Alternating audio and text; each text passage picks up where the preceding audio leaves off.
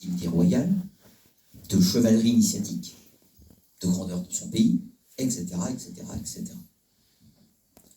Ce n'est pas un rationnel, ce n'est pas un matérialiste, ce n'est pas un scientiste, c'est quelqu'un qui vit dans le mystique en permanence. Ça, c'est fondamental. Alors, il crée plusieurs sociétés secrètes avant le fameux prieuré de Sully, notamment l'Alpha Galate. L'Alpha Galate, ça c'est très intéressant. On n'aura pas le temps de développer tous les aspects, évidemment, je suis limité par le temps. Mais dans l'Alpha Galate, retenez surtout les Galates. C'est quoi les Galates? Les Galates, c'est le nom que les Grecs donnent aux Celtes. À partir de quelle époque? Eh bien, quand, dans les années 3e siècle avant notre ère, les Celtes, sud de la France, vont partir assez violemment vers l'Europe orientale, piller Delphes, d'autres endroits, puis finalement s'installer en ce qu'on appelle la Galatie au Proche-Orient, Moyen-Orient. Donc les Galates, c'est des Celtes. Pire que ça, c'est des Volques tectosages, en grande partie.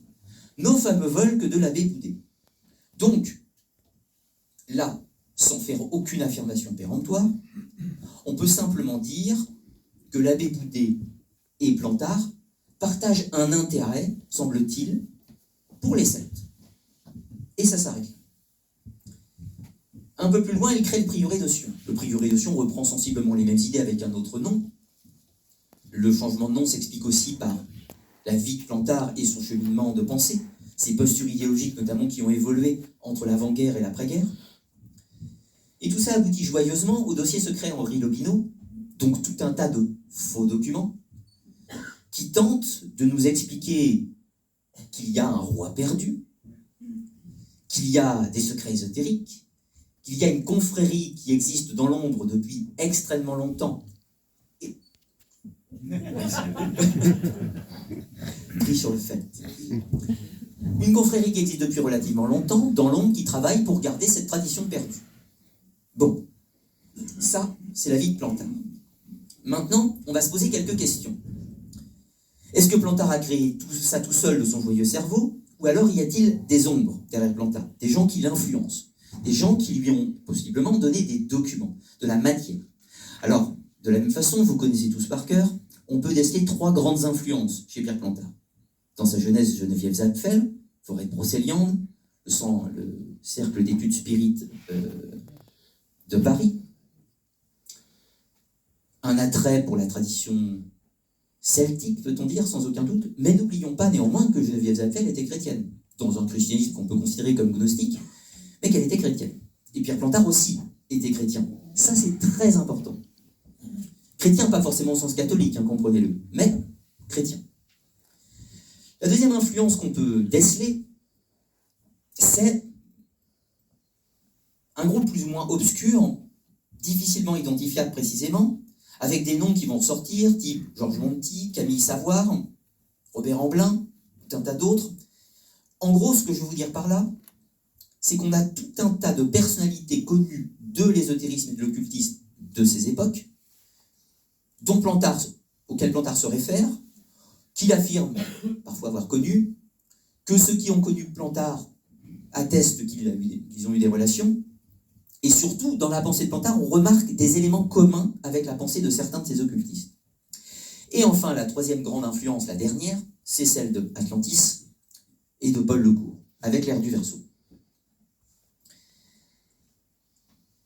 Tout ça est bien documenté, mais ce qui nous intéresse dans cette affaire, c'est de savoir si, dans le cadre de l'affaire de Rennes-le-Château, de l'ordre de Rennes en gros, est-ce que Plantard a simplement suivi ses influences et composé quelque chose de nouveau, ou est-ce qu'il a disposé d'un fonds de documents, d'archives, quoi que ce soit, qui lui aurait permis de créer ces faux documents en s'inspirant, si l'on veut dire, de vrais documents. Imaginons. Alors, donc, Pierre Plantard, les influences multiples. Le spiritisme, la mystique Geneviève Zapfel, la Rose-Croix, des liens, des références qu'il donne à Péladan, Monti évidemment. Mais Péladan, ça nous ramène au sud de la France, à Toulouse. Donc ces milieux rosicruciens toulousains. Là, on a une première accroche avec le Razès. Attention, hein, je vous rappelle toujours, on n'a aucune certitude que nos abbés aient réellement un lien avec l'ésotérisme. Juste une hypothèse. En revanche, Plantard a tout à fait pu, par ses réseaux rosicruciens, accéder à des documents de ces sociétés rosicruciennes de la Belle Époque. Maintenant, le Hieron du Val d'Or, Atlantis, d'une certaine façon, en est un héritage. Ce Hieron du Val d'Or, il existe depuis quand? Le baron de Sarachaga fonde cette société, ce groupe, ce lieu, sensiblement entre 1888, 90 et pour la construction jusqu'à la fin du XIXe siècle. Donc on est dans les mêmes époques, sensiblement, que Saunière, que Boudet et que la Belle Époque des occultistes. Mais ce qui est intéressant aussi, c'est qu'à Paray-le-Monial, on a certaines personnes des sociétés ésotériques toulousaines qui s'intéressent à Paray-le-Monial. Donc là aussi, on a un lien. On pourrait se dire, joyeusement, Plantard a, via Atlantis, éventuellement via Paray-le-Monial, acquis des informations, des éléments qui eux-mêmes le tenaient de sociétés ésotériques toulousaines. C'est une hypothèse. Ensuite, on pourra éventuellement penser à Robert Amblin pour l'influence sur la maçonnerie égyptienne et Pierre Piob. Alors Pierre Piob, c'est un sujet qui me pose problème, non pas Piob en tant que tel, mais le lien entre Plantard et Pierre Piob. C'est quelque chose que je n'ai, à ce stade, pas pu confirmer sur le plan historique. Ça reste de l'ordre, à mon sens, de l'hypothèse. La question que vous pourrez se poser entre le rapport entre Piob et Plantard, c'est est-ce que c'est une relation a posteriori ou une relation en amont? En gros, je m'explique. Est-ce que Pierre Plantard a été inspiré par Piob avant de créer toute son affaire, ou est-ce